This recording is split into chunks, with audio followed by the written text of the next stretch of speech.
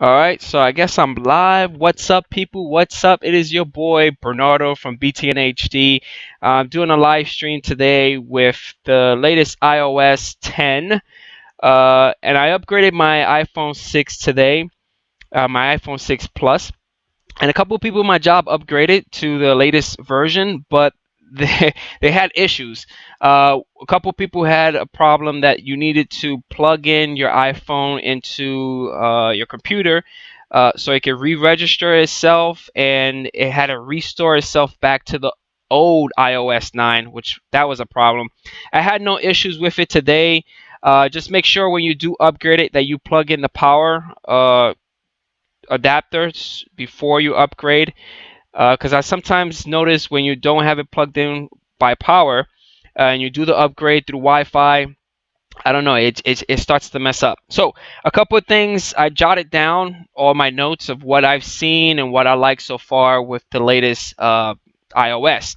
The first one that I like is this one with the notifications. I got a bunch of notifications, and rather than using that X button to delete it, if you just click and hold it, you're going to get this nice little option that says clear all notifications. So I like that feature, and one shot, one deal. So you don't have to constantly scroll down and click on the X to clear and all that good stuff. So I like that feature. Uh, this one is a pretty interesting one, but I don't know if I'm going to use it a lot because my sleeping pattern is everywhere. But now if you go into the clock app, there's an option that says bedtime. And introducing bedtime, going to bed and waking up at the same time every day are keys to healthy sleep. Yeesh. So let's get started. And what time would you like to wake up? Well, I normally wake up at 5:20 in the morning to get myself up ready and to get myself ready for school and work and all that good stuff and cook breakfast and all that good, right? Click on next. Which days of the week should the alarm go off? Well, I wake up every day at 5:20, no matter what, if I have to go to work, because Saturday and Sunday is work time for me. That's when I do my recording and all that good stuff for you guys. Click on next. How many hours of sleep do you need each night? Yeesh. Typically, it is 8 hours, so I'm gonna say 7 hours. When would you like a bedtime reminder? Let's say an hour before. And what do you want to hear when you wake up? Now, I tested this out with my testing iPhone, and some of the sounds suck. It's not loud enough. That's one thing. So let's do early riser. I don't know if you guys can hear that. You guys can hear it, right? And let's click on next on that. Stay consistent, sleep better. We're gonna hit save, and I have to go to bed at 10:20 and to wake up at 5:20 for me to get my 7 hours. If I'd have said 8 hours, which is typically the normal hour time frame that a lot of people should sleep, 8 hours or 9 hours is great. I mean 9:20, which is like it's already 8:11, and I still got stuff that I need to do. So this is pretty cool. The more that you use it, I think it starts integrating itself with the Help app. And if you have an iWatch, it would also sync up the data with the watch as well, which is pretty cool. Now the next one is you're now able to remove Apple built-in apps. So again, I'm reading my notes right here. And what do I mean? Like when you click and hold, what I'm gonna do, click and hold. There you go. You get all the little apps start shaking. In the past, we weren't able to delete stocks or reminders. Those were the built-in apps that Apple kind of like just gave it to us. They just put it right in our face. That's it. This is yours. You can't remove it. Now we're able to delete it. Now I'm able to remove stocks. Now, if you do want stocks back, what you need to do is go into your app store and just type in stock. Oh, I put stick. Let's put stock. Stock. And lo and behold, you're able to download it again, and make sure that the app is coming from Apple, right? And just click on the little cloud and it re-downloads it back into your phone. Now the next one is close all tabs in Safari. So this is pretty cool. So I'm gonna open up Safari, and if you click on these little double windows right here, you get a nice little history of everything that you open up, right? Rather than swiping like this or clicking on the X to close everything, if you actually hold the done button, just hold it down, you get a nice little option that says close all 35 tabs. That's awesome. Another way to do it is if you click on the X button on one of the tabs, so click and hold it. I think it's click and hold, right? Is it click and hold? No, no, no, it's the plus sign. No, which one is it? I forgot. I got my notes right here. Oh, it's done. Oh, okay, now I got it. So let's hit done. If you click and hold the double window right here, click and hold it, then you get to close 35 tabs. So you can either do it this way, or if you're in this mode, you could just hit the done button, hold it down, like 3D touch, right? Press it real hard, and you get that option. Now, another cool thing that I saw is that if you hit the plus sign, and that's another thing with the messages. The messages are nice and bold. They have more text into it. The design of the dialog box has changed as well. That's another new feature that I like. If you close anything up, they give you a nice little recently closed tab section, which is pretty cool. So that's like two options that I like so far. Widgets. They actually introduced widgets, and you could access the widgets within the lock screen as well. My IT manager made a good point. He was like, widgets were actually introduced in the Android side, and it took Apple this long to do it. You're able to click on edit and modify what you want to see. I don't recommend having mail as a widget. I don't recommend having photos, contacts. Why? Because if you do lose your phone, the person could just basically swipe to the right and get all that information, and this, you don't want that. So what's the next thing? Oh, 3D touch animation. So on the old iOS, I think 9.03 or something, when you hold touch, when you like 3D touch like really hard, it just basically just did it, right? It vibrated and it just did the action. On this one, I don't know if you guys couldn't see, but if I hold and touch, let's say my wallet, I want you guys to see the animation. There's like a nice little glow that happens around the app, and then it happens. So I'm gonna hold it.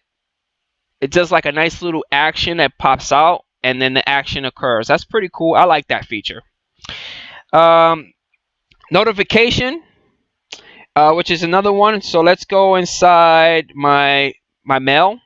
So within mail, as you guys can see, I got a lot of unread messages. At the lower left hand side, there's this nice little antenna bar.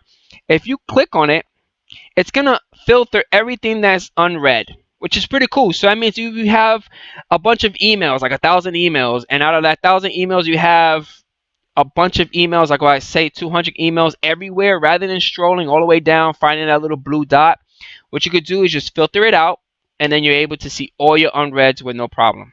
I like that feature. That's pretty cool. Another one. Oh, so this is a good one. So if you go to settings now and you go into messages, you're able to disable the send read receipts. So if you're talking with someone that has an iPhone and you don't want them to see that red message, you could do it that way. So incognito, which is pretty cool. Let's go inside the message app and let's check this guy out right here. So as you can see, I sent myself a digital picture. That's something new as well. They changed the layout within the iMessage. Now you're able to do customization like images and videos. You're able to search. So if you guys want to share my latest videos to someone, hey, you can search it from here and shoot it that way. That's awesome. You have this little thing right here. This technology was actually used on the Apple Watch, and they just brought it into the iPhone. And so you can do that, and then you can just send it, and then the other person will get it. See?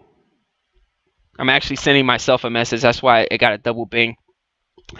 What else? That's about it. That's the only thing that I noticed so far. Oh, there's another thing that's pretty cool within. So let's say that setting that I show you guys. So the read receipt thing within an iPhone. If you only want to do it to one individual, you go inside the contacts with that individual. So let's say BTNHD is we're texting, but I don't want him to know that I read it. So if you click on the nice little information button and you click on send receipts, you just disable it.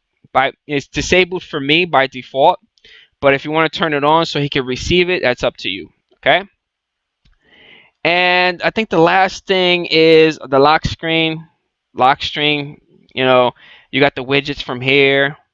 That's pretty cool.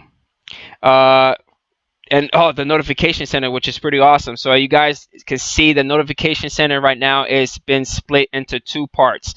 Uh, they have the airplane mode, the Wi-Fi, the Bluetooth, the night, and the rotates.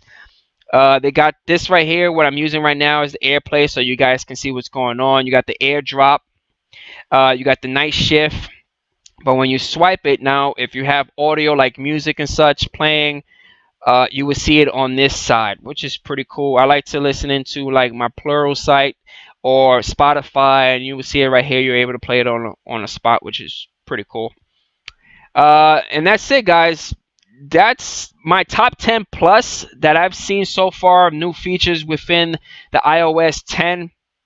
And the press home to open is another option. There's no more swiping to the right to put your pin. Which when you click on home, like right now it's trying to register my fingerprint, but when you click on home, you get the prompt, and I got my finger, so I'm a log in with no problem. Uh, and that's it, man. This is pretty cool. I like the new version. I like the new features that it has. I can't wait to get the iPhone 7 to see how the iOS 10 works on that. I see shiny circles. You see shiny circles. And what else? What else? What else? One major thing that I noticed so far on this on the update. I don't know if you guys have upgraded, but I noticed that I got a lot of space back. Uh, Before I even started the upgrade, I had about 568 megabytes left. And the upgrade to 10.0.1, I think it is about 1.1 gigs, which is pretty big. Normally, if you're doing it through Wi-Fi, the download kind of downloads on your machine, and then it downloads. I mean, it installs and then it removes itself. But I ain't had that case. The 568 disappeared and it gave me more storage. So now I have about 2 gigs left, which is really strange. I don't know about the battery, so I got to continue playing around with my phone. Again, I'm using the iPhone 6 Plus. I don't know if sometimes when you upgrade to a big upgrade like this, your battery starts draining real fast. But I haven't noticed that as of yet. I know with the iPhone 7, you're probably gonna get great battery because you got the latest processor, which is A10, right? A10, and the A10 is built around the battery capacity that the iPhone 7 has. So most likely the battery is gonna last a little longer than what this has.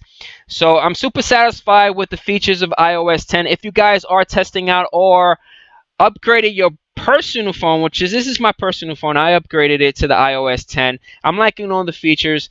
Let me know at the comment section. Let me know what you guys think with the latest version, and hopefully you guys enjoyed my top 10 new features that I like. I don't know about you guys, but if you guys have other top 10 features, drop them at the comment section. And thank you for tuning in live, and I'll catch you guys on the next one. Peace out.